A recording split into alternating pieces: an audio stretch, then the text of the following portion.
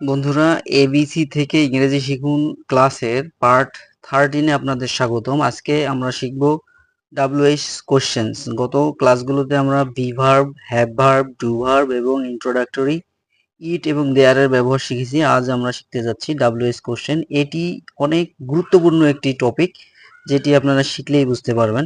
তাহলে আমরা এটা আসলে কি একটু শিখে নেই, যে সকল শব্দের শুরুতে ডাব্লিউএইচ আছে সেগুলো হচ্ছে ডাব্লিউএইচ ওয়ার্ড।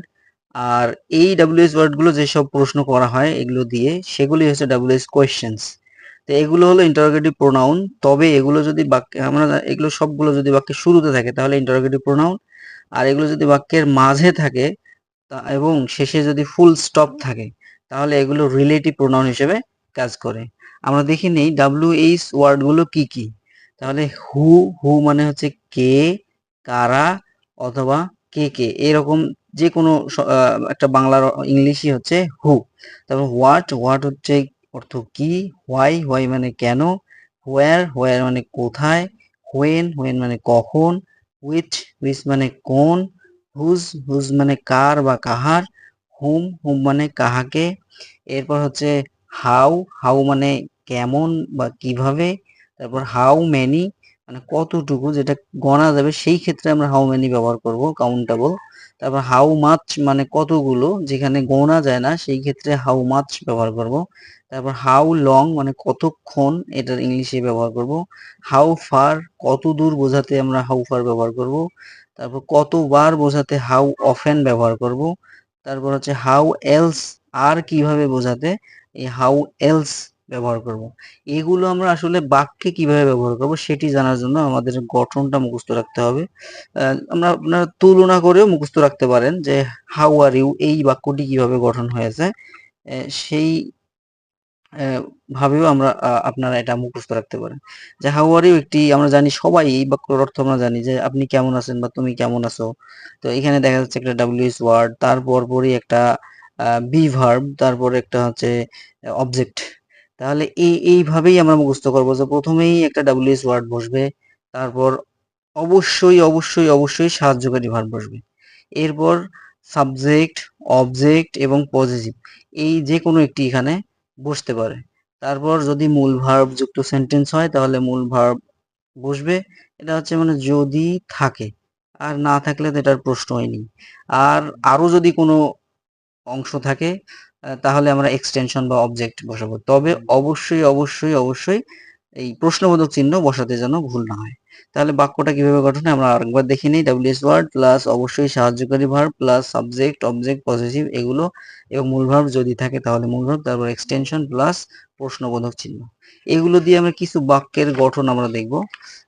এবং শুধু হোয়াট এর ইংলিশ হচ্ছে আমরা জানি কি, কিন্তু আমরা অনেক ধরনের বাক্য দেখেছি যে তুমি ভাত খাও কি, তুমি স্কুলে যাও কি, এই ধরনের বাক্যগুলোতেও কি শব্দটা আসছে, কিন্তু কোন কি কোথায় হবে সেটি আমরা একটু খেয়াল করব। যে যে সকল ক্ষেত্রে ইয়েস বা নো দ্বারা উত্তর দেওয়া যায় না সেখানে হোয়াট দ্বারা ব্যবহার করতে, হোয়াট দ্বারা শুরু করতে হবে। তো ইয়েস বা নো দ্বারা, যেমন তোমার নাম কি, যদি কেউ বলে ইয়েস তাহলে সেটা দ্বারা কিন্তু কোনো পূর্ণাঙ্গ বাক্য হয় না। তো এই কারণে কি করতে হবে, যে নাম বলতে হবে। সে কারণে ওই বাক্যের বেলায় আমরা আর ইউ এবার ডু ইউ এগুলো ব্যবহার করতে পারবো না। এই কারণে তখন আমাদের ব্যবহার করতে হবে হোয়াট। তো এরপর ডাব্লিউএইচ ব্যবহার করে বিভিন্ন প্রশ্নবোধক বাক্য গঠন কিভাবে করা যায় একটু আমরা লক্ষ্য করে দিই, তাহলেই এটা ক্লিয়ার হয়ে যাবে। যেমন তুমি কে, এটি হচ্ছে একটি বি ভার্বের সেন্টেন্স। যে তুমি হও কে, যে আমরা বলি যে I am a teacher, I am a student, এরকম। তো এখন ওইটাকেই যদি প্রশ্ন করা হয় হু আর ইউ, তাহলে এইটি কি ধরনের বাক্য। প্রথমেই হচ্ছে কে এর ইংলিশটা বসাইতে হবে, তারপর তুমি হও কে, বি ভার্ব, হওয়া, হওয়া অর্থ, এই কারণে অ্যামিজারের যে কোনো একটা বসবে, কিন্তু অবজেক্ট বা সাবজেক্ট অনুযায়ী এটা বসবে। তাহলে ইউ এর সাথে আর বসে, এই কারণে আমরা আর বসালাম, হু আর ইউ। এবার হচ্ছে তুই কে রে, এটা হচ্ছে কিন্তু একটা গালি। এই গালি যুক্ত শব্দগুলো এই হেল যুক্ত হয় ইংলিশে। এই যে হেল, হু দা হেল are you, who the hell are you, তুই কে রে বা তুই কে, এটা। তারপর হচ্ছে তুমি কেমন আছো, হাউ আর ইউ। তুমি কোথায়, হোয়ার আর ইউ। তুমি কেন ডাকতেছো, হোয়াই আর ইউ কলিং।